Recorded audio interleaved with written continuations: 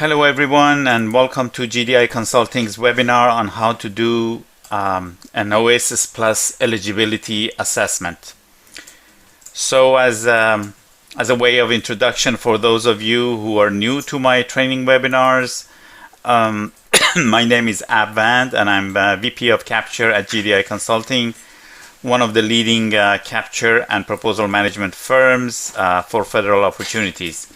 I have over 30 years of experience in the field and have prepared or supervised the preparation of over 200 self-scoring proposals and over 800 traditional proposals or capture efforts. I also supervised the 97 OASIS Plus awarded proposals for our clients in the first round. I love to teach and train contractors on how they can actually get more contracts in the federal arena. And as such, I've held numerous webinars for various Apex offices as well as APMP chapters throughout the nation. A few housekeeping notes. First, this webinar is being recorded and the link to the recording will be sent to you within 24 hours. Secondly, we will hold a Q&A session at the end. You can send your questions during the webinar by the chat system to the right of your window and I will address them at that time. Finally, you can download this presentation by clicking on the link under File on the right-hand side panel on your window. I recommend that you download it as you can always refer back to specific slides for more clarification. Okay, so let's discuss what we are going to cover in this webinar. First, I will quickly introduce my company, GDI Consulting, and its services. Then I will give some general information about OASIS Plus and its domains, and also who should go after this opportunity. Then I will give a brief overview of the scoring system. We will not dive into the details, as it is not, it's not in the scope of this webinar. But if you have questions about the details of the scoring system, please refer to my previous webinars on each domain posted on our websites. I held a couple of weeks ago for each, 12 different webinars for each of the domains. Then we begin the actual discussion of the eligibility assessment by laying the grounds for two levels of eligibility assessment, the C-level management level, and the capture proposal manager level, and discuss each separately. I will also discuss the two tools that we have developed and use in our company for our eligibility assessment service and how you can create them as well. Before going into the Q&A session, I will also touch on the subject of teaming as it goes hand in hand with eligibility. Okay.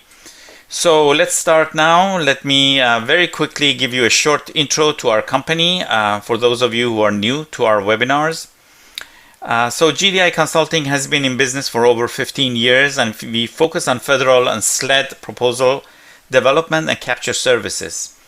As this webinar is for OASIS Plus, I would like to draw your attention to the fact that we had a 98% win rate on the original OASIS Plus bid and helped 97 companies get awarded on it. We have an average overall 82% win rate for the proposals we take on, with 650 satisfied and repeat clients, 86 of which are very large businesses, some on the top 10 list of large defense contractors. You can later refer to this page for more information on our company. As far as our services are concerned, we have four main divisions: proposal development, capture management, support services, and training. Under proposal development, we help you prepare the proposal cradle to grave for single standalone, so to say, proposals or task orders, as well as larger vehicles like IDIQs, BPAs, and GWACs. We also do review services for those of you who have your own proposal shop, as well as staff augmentation if you're missing a specific staff towards a specific proposal.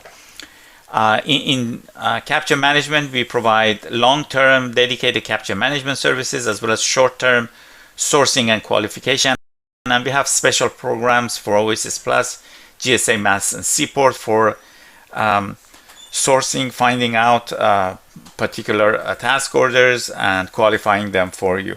We have also a AI-enabled system called Capture Edge for our capture management.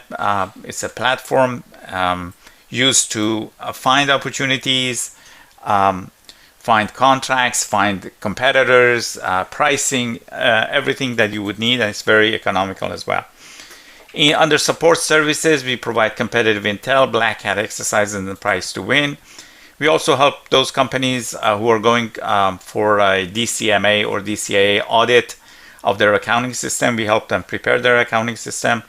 We also provide CMMC support, certification support for those companies who want to work with the Department of War, DoD previously.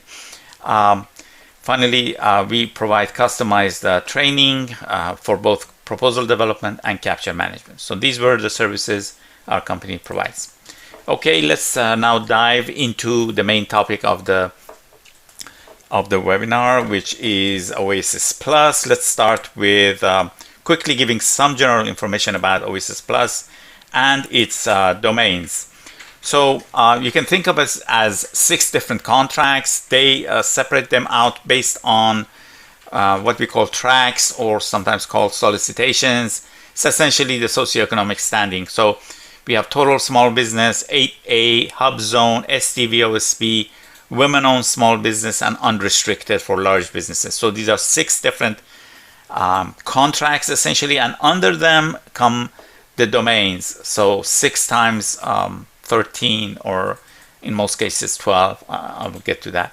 So that's how it's structured. You have to submit separate proposals for each of these tracks as well as each of the domains. Now, OASIS Plus is obviously put out by or managed by GSA. It's a multiple award IDIQ. It's not a GWAC, as a GWAC is technically termed an IDIQ that is towards IT. But I've seen many IT companies go for OASIS Plus because there is a lot of parallel work there. Out of the 97 companies that we got awarded, 36 of them were IT companies. So you can see that although OASIS Plus is not considered an IT IDIQ GWAC, it still draws a lot of attention. It has an open ceiling. Number of awards is unlimited, so there's no competition with other companies. It's essentially about what score you get. If you're above a specific score, you're awarded. It's a 5-year base and 1 5-year option, total 10 years. The first round of awards have been out, but the second phase has started since January 12th and of this year, and questions are ongoing. So that's general information. Now, in terms of the awards, in the first phase, we had 588 unrestricted, 1,375 total small business, 345 STV OSB, 309 women-owned small business, 181 8As, and 131 hub zones were awarded. Now, don't think as this number as your competitors that you're going for, because these are then split into the different domains. So in most cases, there are 12 domains involved. You have to divide that by 12 to get the real competitors. So take the case of hub zone, which is the smallest, obviously. Divide by that 12, so you arrive at 11 awards per domain. That's obviously an average. It's not the realistic, but it gives you a level of competition that you should expect. Okay, so originally there were on the OASIS, not OASIS Plus, the OASIS IDIQ started in 2015, I think.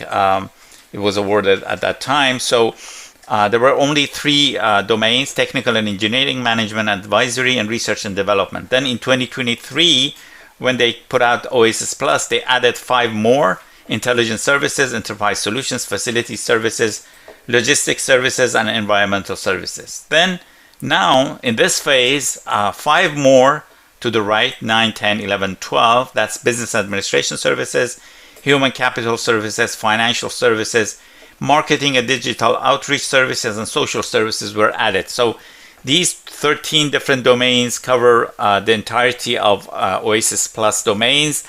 It covers nearly every type of service available or needed by the government, except construction. And as I said, a lot of IT also goes into it, especially for technical engineering, research and development, and intelligence services. You see a lot of IT companies going after those. So these are the domains for OASIS Plus. You can go for one or you can go for multiple ones.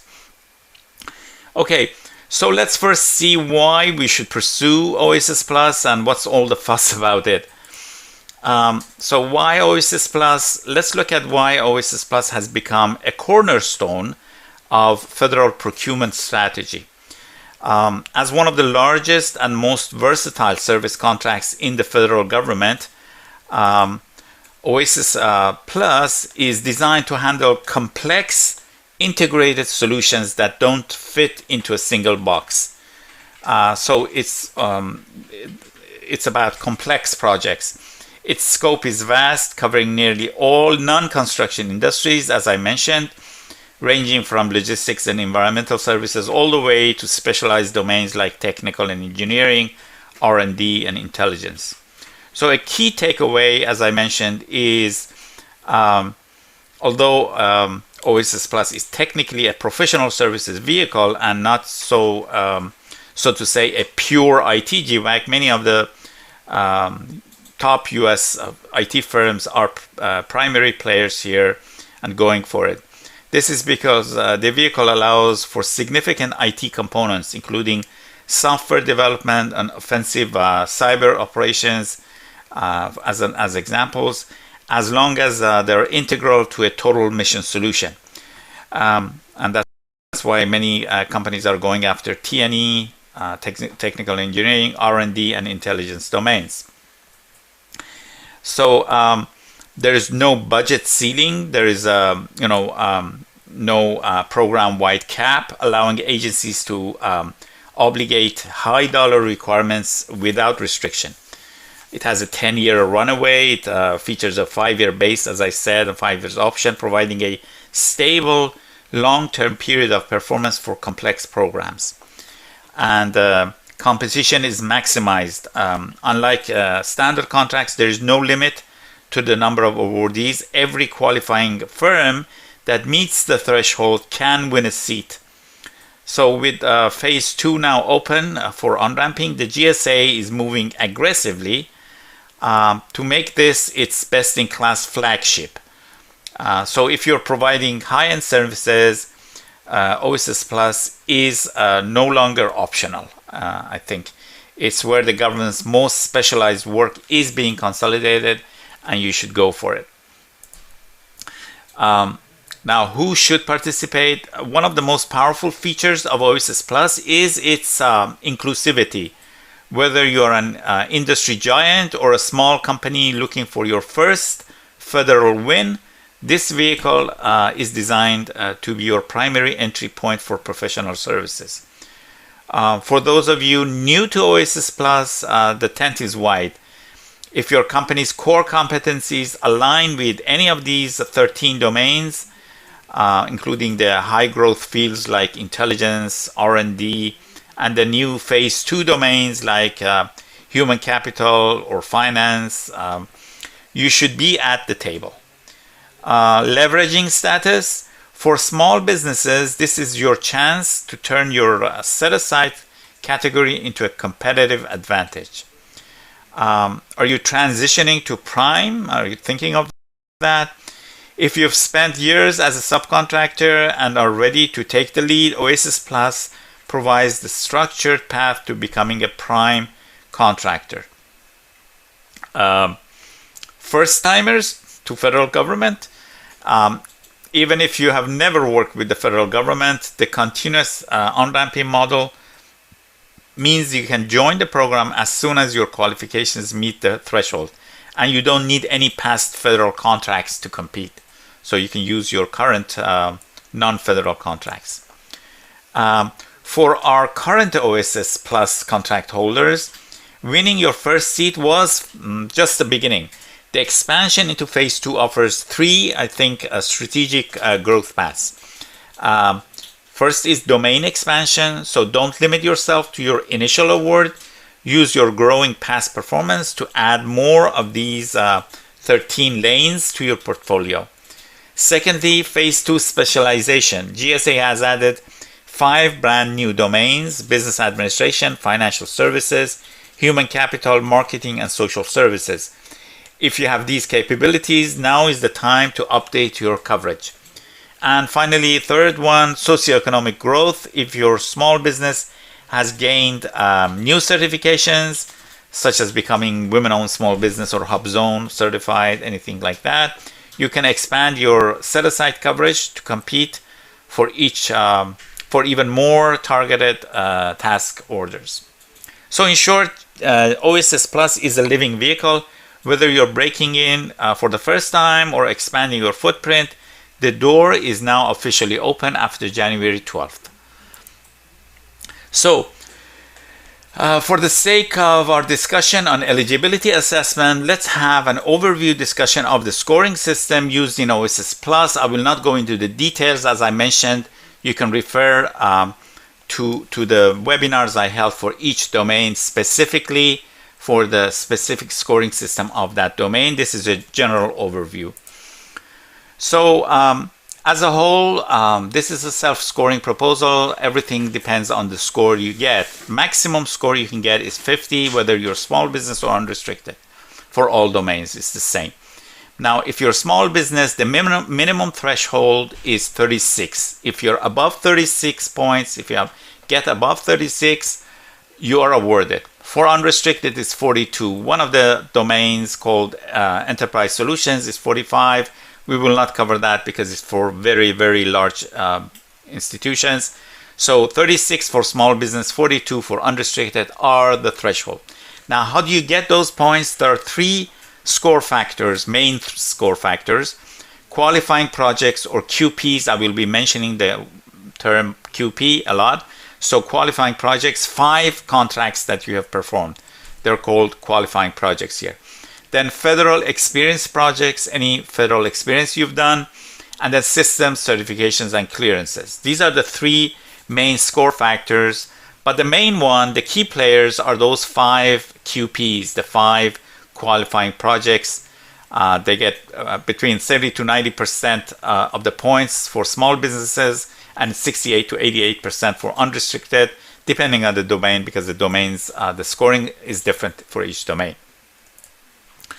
Okay, so this table, this summary sheet I've created for all the domains and their scoring shows that this is for small business submissions. There are 12 columns for 12 domains. I've left out Enterprise Solutions domain as it is the very large and very specialized. The 3 main scoring factors are shown in 3 colors. Blue is qualifying projects, or QPs. Orange is FEPs, federal experience projects. And green is systems and certifications. Under each, you can see the sub-factors and the maximum points you can get for each of those sub-factors, which is written. So let's take the case of the first column, that is the TNE, technical engineering domain. You can see that for the 5 QP contracts, the blue color ones, you can get a maximum of 41 points. Then for the orange FEPs, you get 4 points, 5 points, and for green color, which is systems and certifications, you get maximum 4 points. And then you can see the scoring for each of the sub-factors. Like, for example, the first one, relevance, you get a maximum of 20 points. Scale, a maximum of 6 points, and so on and so forth. I will not go into the details. And as I said, you can refer to my previous webinars at our website, www.gdicwins.com. That's our website. Go to the webinar section, and you can watch the webinars for each specific domain here listed. Okay, so this is the same table, but for the unrestricted submission. The previous one was for a small business. This is for unrestricted. Remember, for unrestricted, the minimum score is 42. For small business is 36.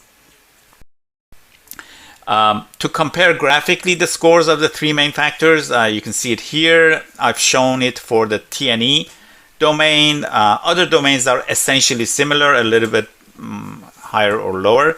You can see how important the QP factor is. I've seen many companies actually get awarded when they have good scores on QPs and nearly zeros on FEPs or systems and certifications. That's why you really need to focus on your QPs, those 5 contracts. Okay, so let's dive into the main topic of the webinar, which is eligibility assessment, and let's have a discussion of the levels of eligibility first. This is because what the C-suite management needs to know and consider in an eligibility assessment is completely different from what the capture and proposal manager in a company needs to know and assess. This is why we have 2 levels. One is the simplified eligibility assessment used by the management, and one is the full eligibility assessment used by capture and proposal managers and hands-on people in the company. It's essentially the logical process as well that you should take. So you first do a simplified assessment and then a deep dive into the assessment. So in the C-suite level, we do a simplified eligibility assessment. We don't need to go into the details of the RFP requirements and all the sub-factors and things like that. Here, the main question to answer is this: do you have 5 contracts that have the minimum requirements? That's the main question that you need to answer. If it's a yes, you're good as far as higher level eligibility assessment is done. But at the capture and proposal manager level, you need to do a comprehensive eligibility assessment, and that comprehensive eligibility assessment should tell you your final score and your gaps and whether you need to have a teaming partner or not. So you can see it's much more elaborate. So let's start with the C-suite level simplified eligibility assessment now. So the main question, as I mentioned, is do you have the 5 contracts that pass the minimum requirements? But what are those minimum requirements per contract? There are 4 requirements that you need to consider. The annual value of the contract for each of those 5 contracts must be over $500,000. For most domains, it's $250,000 for facilities and environmental and $1 million for R&D. The rest are $500,000, double that if you're going for unrestricted. Now, to calculate the annual value, take the total value of the contract and divide it by the number of years of performance. Now, if it's an ongoing contract, take the planned duration, not how long you've been performing, but what's on the paper and is planned. Maybe it's a 5-year base and 5 one-year options. Then this is considered a 10-year contract. So that's the first requirement, annual value being higher than $500K in most cases. Second requirement is that the contract must have been completed within the past 5 years. So the completion date must be within the past 5 years, doesn't matter when it started, or maybe it's ongoing. If that's the case, you need to have at least 6 months of performance. So you can't use a contract that you got last month, for example. That's the second requirement. Third requirement is the average CPARS ratings of the contract must be above satisfactory. Average, I'm saying. So maybe you do have 1 satisfactory or 1, below satisfactory. But the average must be above satisfactory per contract. This is per contract. And then finally, the fourth requirement is you need to show proof of scope relevance. Obviously, the contract you're bringing to the table must be relevant to that domain. Now, how do you do that? Either the NAICS code or the PSC code of that contract that you're bringing to the table is within the list of announced acceptable NAICS codes and PSC codes. The government has issued a list for each of the 12 or 13 domains, what NAICS codes and what PSC codes are acceptable.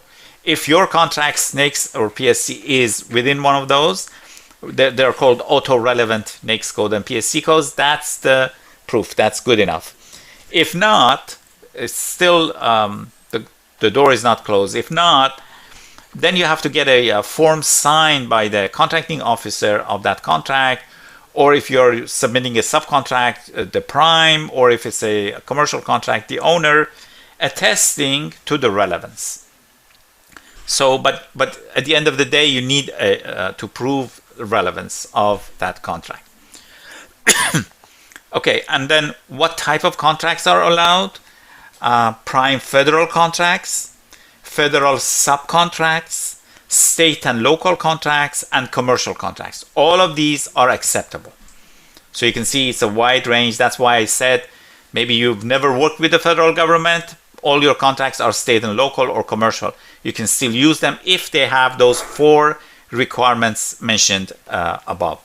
Now, for federal contracts, you can use standalone contracts or task orders under IDIQs or BPAs or FSS and so on and so forth, but not the IDIQ and BPA itself. So the contract, the IDIQ or BPA contract itself cannot be used, but task orders under them can be used. So these are the types of contracts. So on that basis, you need to find out if you have 5 contracts or not.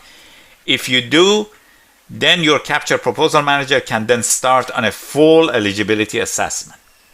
So that's the level of work that needs to be done in most C-suite level eligibility assessment. Now, question is, what if you don't have at least 5 qualified contracts? Say you have 3 or 2 or 4. You have 3 options. Option 1 is to find 1 or more teaming partners to become your subcontractors and bring in the missing contracts. That's fully allowed. So you can have actually contracts from your subs, use those and get the points. Option 2 is to become part of another team, sub to another prime, and lend them your existing contracts. And option 3 is both. That is, find a sub or subs and be prime, and at the same time be part of 1 or more teams. This is allowed under OASIS Plus. This obviously provides you more leverage in the future. Okay, so that was the C-suite level simplified eligibility assessment. Now let's look at the comprehensive and full eligibility assessment that your capture or proposal manager should do, or ask a third party to do for you. So what you expect out of the comprehensive eligibility assessment should not be whether you have the minimum requirements or not, which is usually do in other bids. No, rather you should specify what your score, so the output should be what your score will be. That is, if your score is under 36 for small business or under 42 for unrestricted, or is it over it? Also, whether you have gaps and in terms of the score, and whether you need to bring in a sub or not. So that's the output of the eligibility assessment when you're doing a comprehensive full eligibility assessment. What's your score is.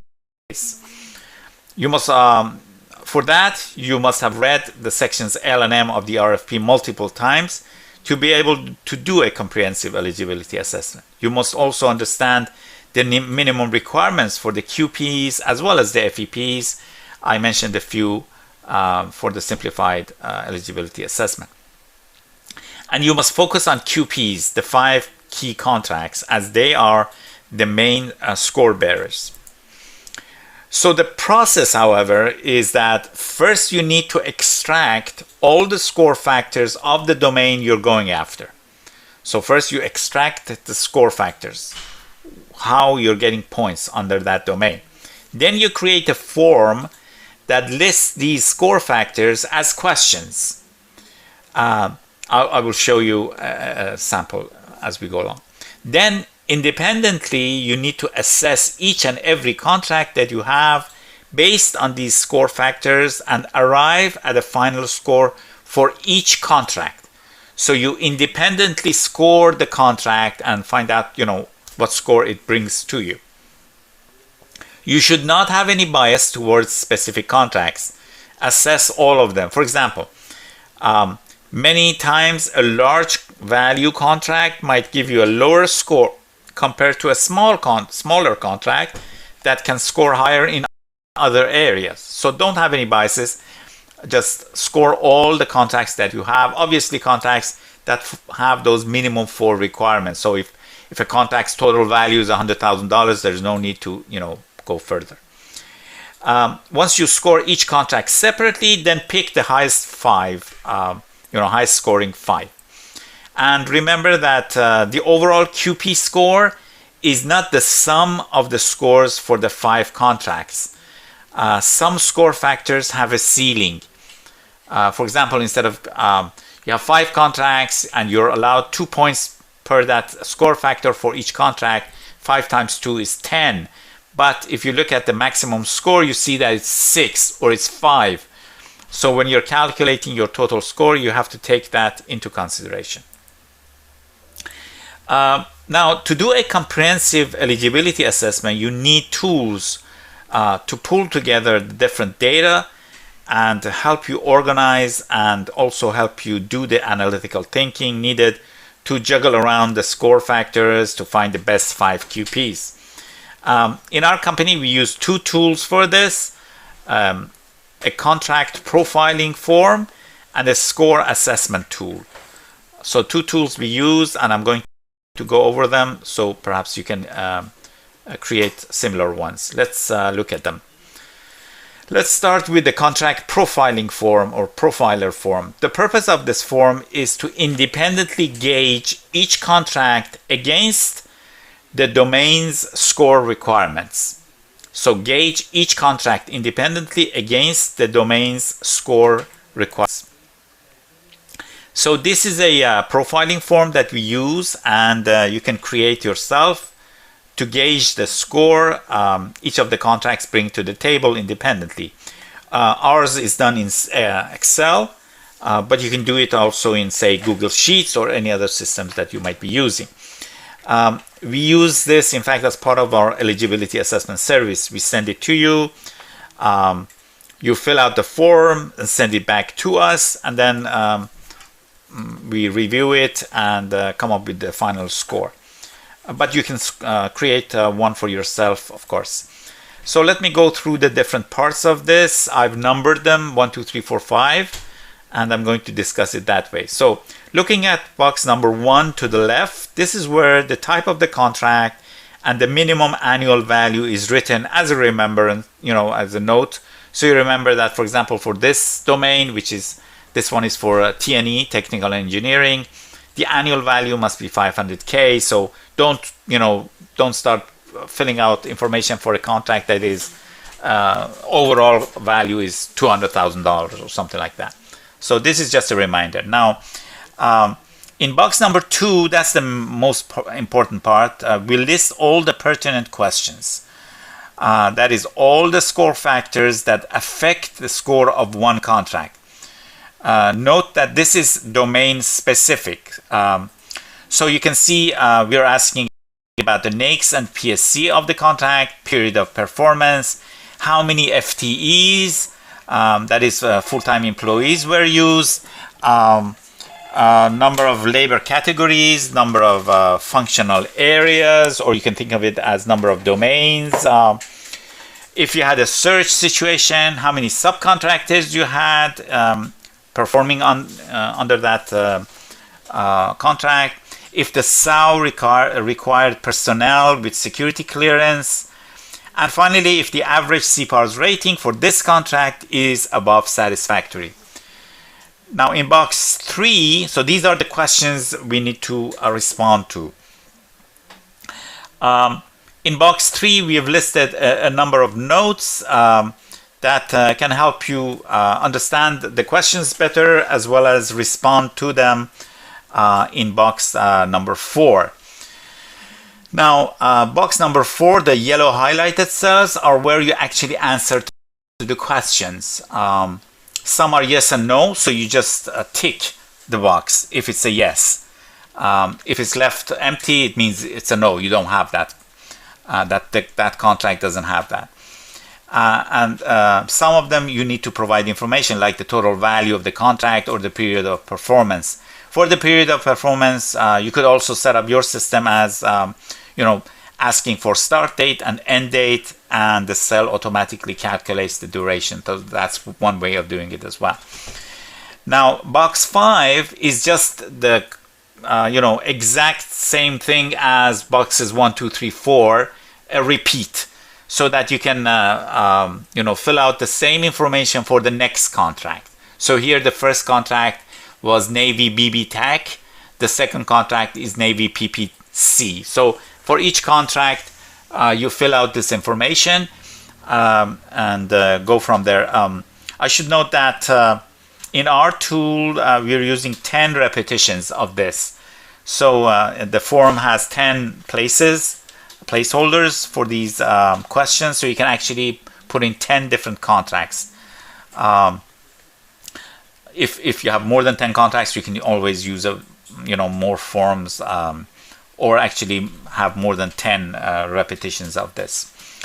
I should mention that this is, or you should consider this as domain specific, because each domain has different score factors, so you should consider creating different ones for each domain. Now, at the end of the form that we've created, we also have 2 sections for FEPs, Federal Experience Projects, as well as the system certifications and clearances. Here again, you either tick the boxes if you're good with the question, or in the case of the first one, which is asking about the number of task orders that you have under multiple IDIQs, you just put in a number. For example, here is 2. You can put 4, 6, 8, whatever, and then the system calculates on that basis. Okay, so this concludes the discussion of the first tool, that is the contract profiling tool. And I should mention that there's no formulas used here, even those boxes. If you don't know how to create those boxes, that's fine. You can just put yes or no for those boxes. So this is all just an Excel sheet that you can create for yourself. The main job of doing this is to actually really understanding the requirements for each domain, the score factors, and turning them into questions and putting them here so you can profile each contract independently. Okay, now let's discuss the second tool, which is the score assessment tool. This builds upon the contract profiler form and turns the information that you provided in the contract profiler form for each QP into specific numbers and scores. There, remember, we didn't, there was no mention of what score for each of those score factors were. You just answered the questions. In this form, those answers are turned into numbers and scores, and we can work on those. So let's look at the tool here. So this is the second tool we use in our eligibility assessment system. Of course, you can create it yourself as well, but essentially ours gauges the score of each contract independently. That is those 10 columns to the right and their graphic representation below. So that's where each contract is scored independently. You can see that, for example, in the graph, some of them are 9, some 8, 6, 7, and so on and so forth. Those are the point scores that each contract brings to the table. And then this system automatically picks the best 5, the green columns, automatically picks those that have the highest score, and colors them green, and then uses them in the orange column to tell us what our final score for that particular score factor is. And at the bottom it sums up. So for instance, in this case, in box 5, if you look at it, the total score we're getting is 44 out of 50. So this is the system. Now let me discuss each part by the numbers in those stars. So we have 1, 2, 3, 4, 5, 6 numbers, and I'm going to discuss each of them, what they represent. So box number 1 to the left are all the score factors, including the QPs, the FEPs, and systems and certs. So here there are 10, if you look at them, number 10 of them, but these are the score factors. For this particular domain, which is technical engineering, sometimes you have more score factors for other domains. That's why I said it's domain specific, these forms. Now box 2 shows the maximum score for each score factor. That's the white column. And what you achieved with your 5 contracts, that's the orange column. So for example, here you can see that for relevance, the first row, maximum is 20 and you have achieved 20. For the second row, scale, maximum is 6, you have achieved 6. For the third row, integrated experience, maximum is 5, but you have achieved 4. So this tells you, what score you have achieved using the best 5 contracts. As well as when we go to FEPs, Federal Experience Projects, and System Certs, it also tells you what score you get. So that was box number 2. Now in box number 3, we see 10 columns for the 10 contracts that you have profiled. If there are 7 contracts, it only shows you 7. So the maximum we have set up the system for is 10. If you have more than 10, another form is used. So it's listing each of those 10 contracts independently, turning those answers that you provided into numbers for each of the score factors. And then it is showing it graphically under number 4, box number 4. You can see that each of those points, the total for these contracts is shown graphically. So you know that the first QP has gives you 9 points, second one gives you 8 points, third one gives you 6 points, and so on and so forth. And our system automatically picks the best 5, and you can see that the green ones are getting the best score. 4 of them are 9, and 1 of them is 8, which are all higher than the rest. So that's how this is done. Then in box number 5, the total is calculated. So in this example, we have achieved 44 points, and we are 8 points above the minimum threshold. That green 8 shows that you are 8 points above the minimum 36 for small business. Means that we are in a very safe and good position to be awarded.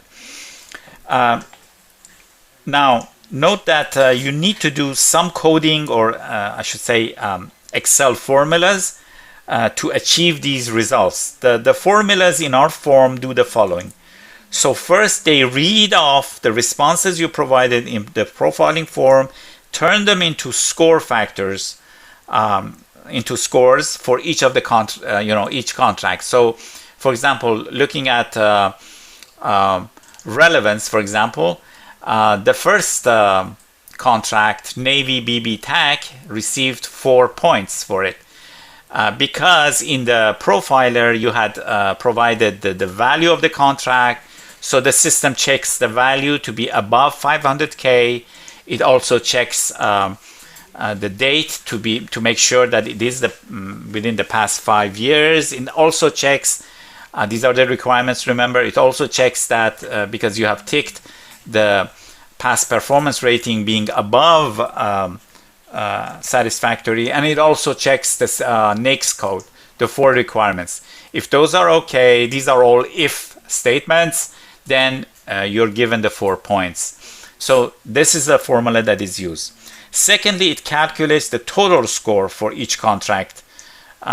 So the total scores that you can see on the graph, 9, 8, 6, 7, 9, 9, 9, so on and so forth. Those total scores are calculated automatically by the formulas that we have put. And then it selects the best 5, highlights it in green. So these are all done by formulas. And finally, it calculates the total score for each score factor So it sums up, for example, again, going to first row relevance, we have 4 green contracts. Each of them have received 4 points. Sorry, 5 green contracts. Each of them have received 4 points. 5 times 4 is 20. So you see a 20 as our score under box 2. Going to the third row, for example, the maximum is 5 for integrated experience, but it looks at the contracts we have. 4 of them receive 1 points of those green contracts. 4 of them have, so it receives 4 points. In the case of, for example, sometimes it might go over 5, it automatically calculates, doesn't give you 6 or doesn't give you 7, even though you know your contracts might deserve, because the maximum is 5, as you can see, for integrated experience. So it does that calculation as well. And then finally, it calculates the total score. Oh, sorry, I forgot to mention. Look at box number 6. This is one of the formulas that does the calculations. You can see that this is for past performance, and it's calculating many ifs within ifs, the formulas showing to be able to calculate whether you deserve 3 points, 2 points, 1 point, whatever. And this is done for all others. It's not shown here, but all the numbers you're seeing here are calculated by formulas. And finally, the last thing it does, it calculates the total, and it's also tells us what the cushion points, those 8 points, are in green. And as I mentioned, this form is constructed specific towards the T&E domain. So you have to create each form specific to the domain you're going after, because the total scores and the score factors, for each score factor, are different. So you have to take that into consideration. Okay, some final notes. First of all, read the RFP documents and all Q&As carefully and fully understand them before you actually perform a full eligibility assessment. Concentrate on maximizing the score on the 5 qualifying projects. They provide you with the highest score. Now, our system does that, automatically picks the best 5. You might have to do it by hand, but essentially that's the most important part, picking the best 5. Maximize the use of your commercial subcontract projects if possible. There's no difference. So if your subcontracts or commercial, including state and local contracts, give you a higher score, by all means use them. So don't put them aside. If your score assessment shows that you are below or even at 36 points limit for small business or 42 for unrestricted, then you need to bring in a partner, a teaming partner. The reason for the need of a partner, even if you're right at 37 or 36 or 7, is to have a few cushion points to ensure you get awarded. You'd never know how the reviewers are going to look at your numbers. Maybe they don't like this point or that point. You don't want to be at 36 and then lose just 1 point and fall below that minimum threshold. So you need a few cushion points for safety.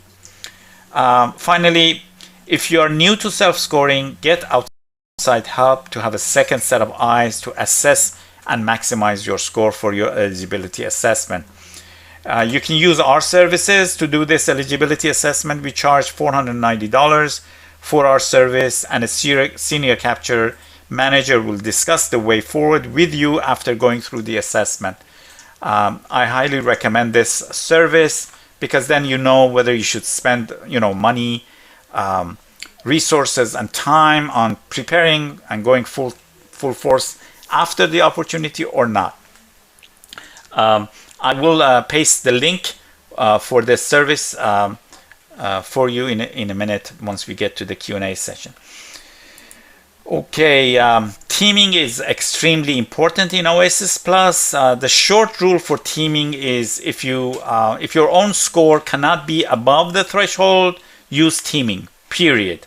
No indecision. In OASIS Plus, everything is about the score. Whether you get your score all by yourself or you have a team of 5 subs, for example, the government doesn't care. At the end of the day, your score is the king, so they don't care how you got that score. Now, some key points on teaming.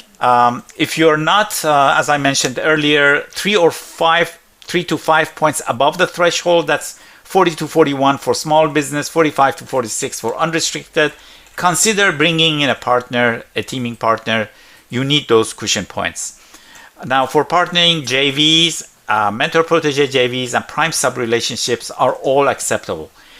You can use a subcontractor's past performance for both QPs and FEPs. So if you're short of 2 or 3 contracts, you can bring them. If you're 0 on FEP, you don't have any federal experience, you can bring a partner and use their contracts. Now, important point is that for small business submissions, the subcontractors must be small as well under that domain. You can have as many subcontractors as you like. There's no limitations. For companies with 1 or 2 eligible QP contracts only, you can either become part of another team or find subs to fill in the gaps and become prime. It depends essentially on your networking. And also consider over and under relationships. I saw a lot of that during the first iteration. It means like this. For example, you have 3 contracts and you want to go for T&E, women-owned small business. You know, another company, they have 3 contracts also. They want to go for T&E also, but they want to go for 8A. So you're not competitors because you're going for women-owned, they're going for 8A. What you can do is that you lend them 2 contracts, you become their sub in their submission towards, they were going for 8A, so you become their sub and they become your sub for your submission towards, for example, women-owned small business. This is called over and under, and a lot of businesses were doing that and are doing that now. Also, as far as finding companies, we have a free partnering portal. The link is here, you can see it. So you can actually go to that partnering portal, register there, and then try to find partners. It's quite completely free. Whether you're looking for a sub or you're looking for a prime, you can go there and communicate with other companies and get in touch. There are, I think, 400 companies around used that last time to find partners for the first iteration of OASIS Plus. Okay, how we can help you on OASIS Plus? So we provide free consultation, and we can jump on a call, answer any questions that you might have. We provide that free partnering portal hub that I mentioned. We provide eligibility assessment, that $490 service that I mentioned, and I'll post a link for you in a minute. We provide, once you decide to go after this, then we provide full proposal development. We put a dedicated team. Cradle to grave is on us. So all the heavy lift, everything is on us. You just provide us with the documentation.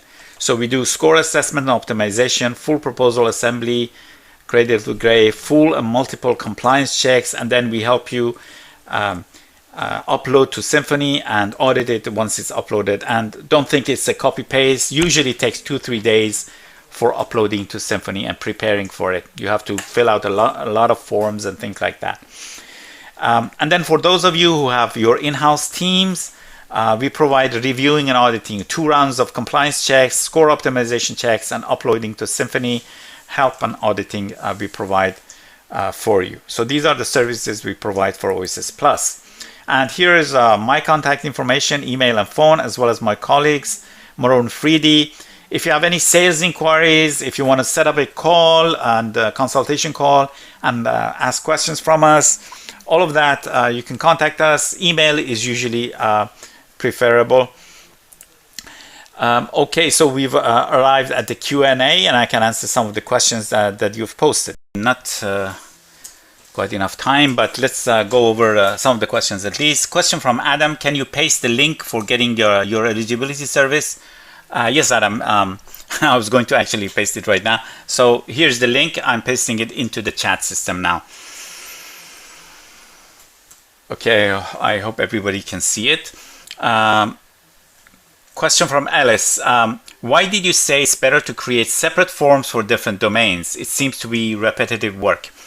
Well, you are correct in that many domains are very similar and you're doing repetitive work, but per our experience, we have found that having separate forms for each domain, first of all, makes it less prone to missing the score factor questions of that domain or mixing them up. Also, it helps you differentiate between your contracts. In most cases, you can't use the same contract for multiple domains. I say most cases because usually, each contract has a NAICS code, which is specific to a domain. So for these two reasons, I recommend that you create different forms for each domain. Question from Mary. You mentioned using formulas in the cells in Excel. How should we do this ourselves? Mary, if you're familiar with coding and formulas in Excel, you can set up a system that reads the information from the contract profiling form and turns it into numbers using Excel formulas. If you're not comfortable with these methods and writing formulas, I suggest that you use our eligibility assessment service.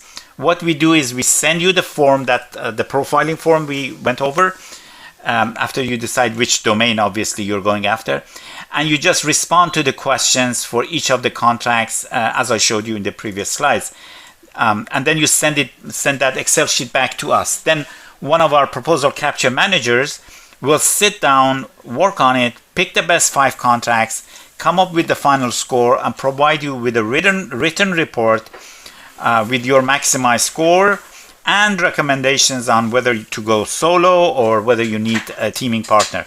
And then he or she will jump on a call with you and explain this and answer any questions you have. So this is the service we have. It's $490, and I put the link for it on the chat system, as you saw. Question from Jonathan. Do we need to create different forms for different tracks? For example, we want to go after management and advisory domain as 8A and HubZone. No, Jonathan, you don't need different forms for all small business tracks. It is the small business tracks, meaning total small business, 8A HubZone, women-owned small business, and STV OSP. The requirements for each domain are similar. However, if you want to go after unrestricted track of the same domain, you need a separate eligibility assessment for both profiling and score assessment, as the requirements are different between small business and unrestricted. So you need different forms there. Question from Joe.